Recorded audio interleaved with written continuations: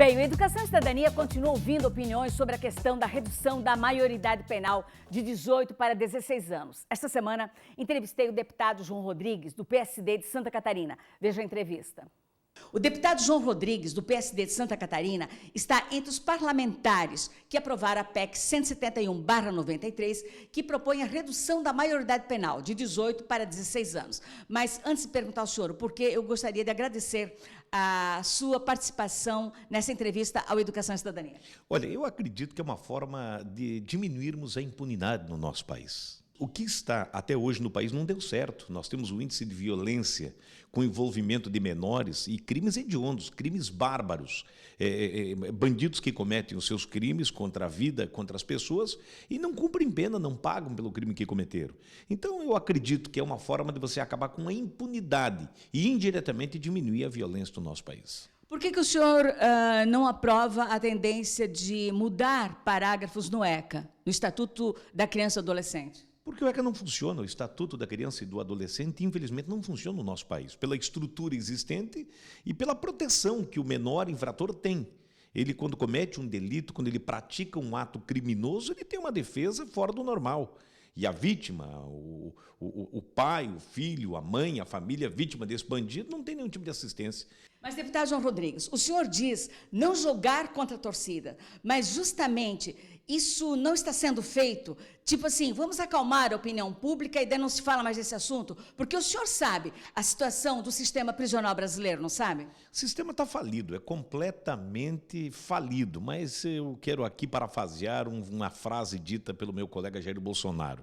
É preferível ver um presídio tomado de bandidos do que um cemitério cheio de trabalhadores. Por que eu entendo que a redução da maioridade penal é importante? E eu defendo mais do que a redução da maioridade penal, a redução também da maioridade civil, ou seja, além de reduzir para cumprir pena e crime, eu acho que nós temos que tornar o jovem de 16 anos independente, maior em tudo, porque nós só estamos discutindo a maioridade penal. Mas eu acredito que com 16 anos tem que ter o direito a dirigir, porque já dirige de forma cometendo uma infração, tem que ter a obrigatoriedade, ou pelo menos o direito de ter uma carteira de trabalho e emprego fixo.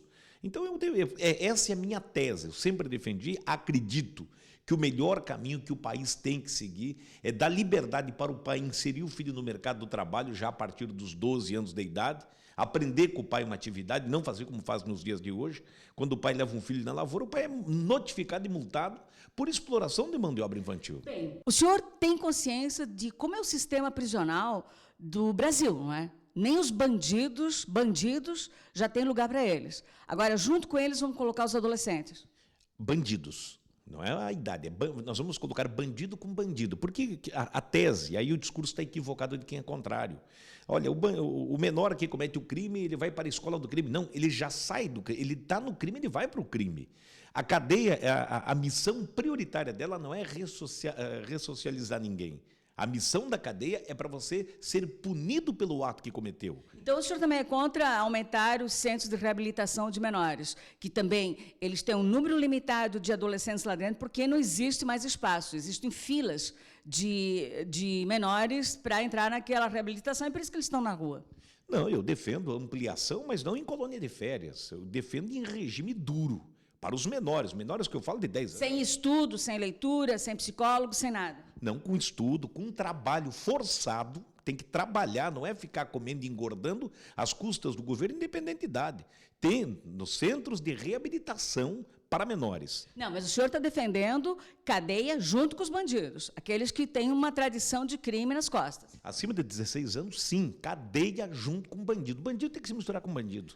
Paralela à PEC que o senhor aprova, existe uma outra proposta do senador Serra, que também vai em votação, que prevê aumentar a pena de adultos que incentivam os adolescentes. É legítima, concordo plenamente quando você envolve um adolescente no mundo do crime. Por quê? Porque muitas quadrilhas cometem os seus atos criminosos e colocam a culpa no de menor, que assume isso. Por quê? Porque ele é impune, ele não paga a pena. Então, por que você acha que uma quadrilha de traficantes coloca o menor para assumir o crime? Porque a legislação brasileira diz isso, o menor é inimputável, então ele assume o crime. Então, ela procede, mas isso não muda a redução da maioridade penal. Todas as penas previstas para aumentar a pena de que envolve menores são válidas, mas não muda a redução da maioridade penal, porque quem tem que responder também é o criminoso de alta periculosidade, apesar de que, na minha opinião, nós temos que reduzir para todo e qualquer tipo de crime. E para crime hediondo, na minha opinião, independente de idade.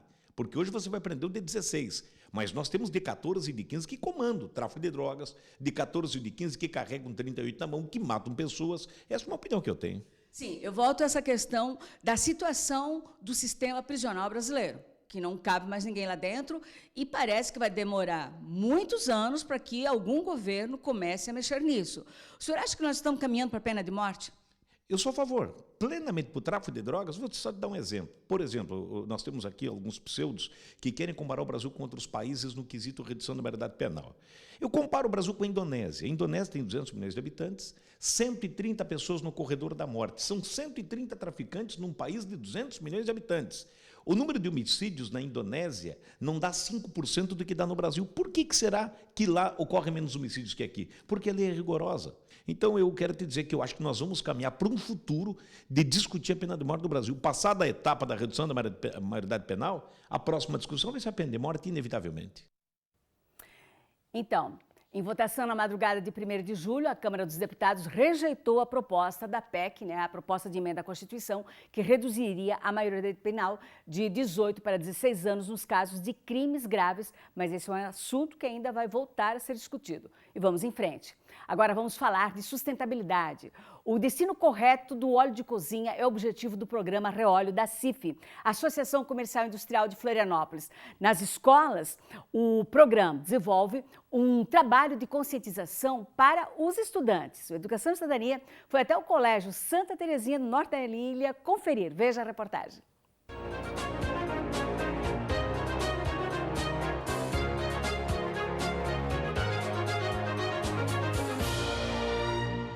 Em pouco mais de 1 hora, eles cantaram,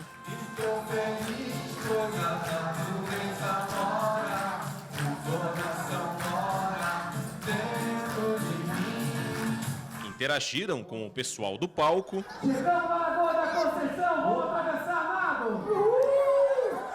e, acima de tudo, aprenderam, e muito.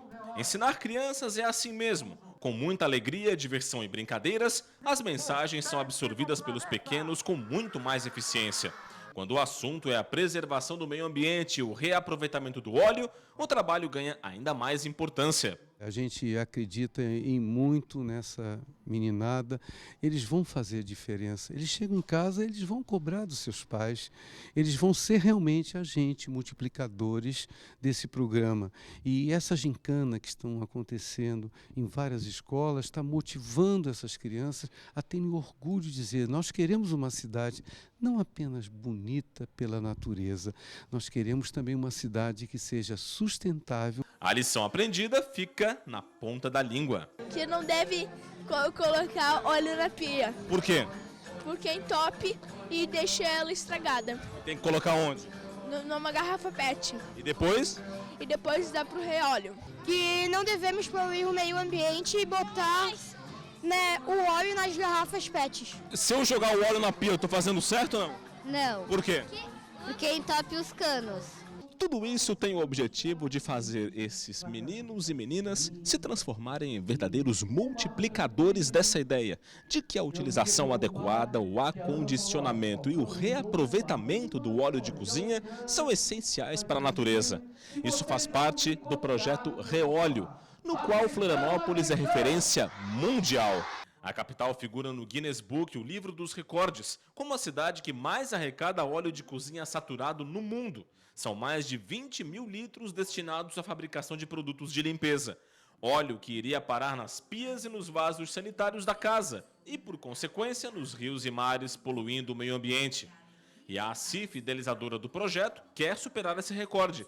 Para isso, o apoio dessa garotada é fundamental. Sem falar, é claro, na educação ambiental. Hoje a criança ela já questiona, ela já cobra realmente. Vamos cuidar, separar o lixo, vamos realmente não jogar o óleo de cozinha em banheiro ou em pia. Então isso faz uma diferença. A escola onde os pequenos estudam no norte da ilha já faz a parte dela. Até agora, mais de 2.300 litros de óleo já foram arrecadados.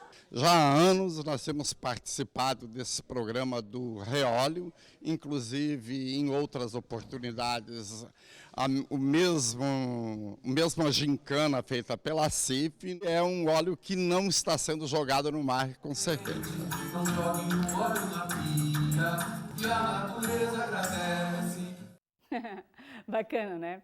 E vejam só, em quase 2 décadas do funcionamento, o Reóleo já coletou e enviou para a reciclagem mais de 3 milhões de litros de óleo vegetal. Além disso, já sensibilizou mais de 20 mil crianças e adolescentes por meio da palestra sobre sustentabilidade. O Educação e Cidadania dessa semana termina aqui. Esperamos que você nos acompanhe na próxima semana com mais novidades sobre esse tema, Educação e Cidadania. Até lá! Estou feliz, sou da natureza.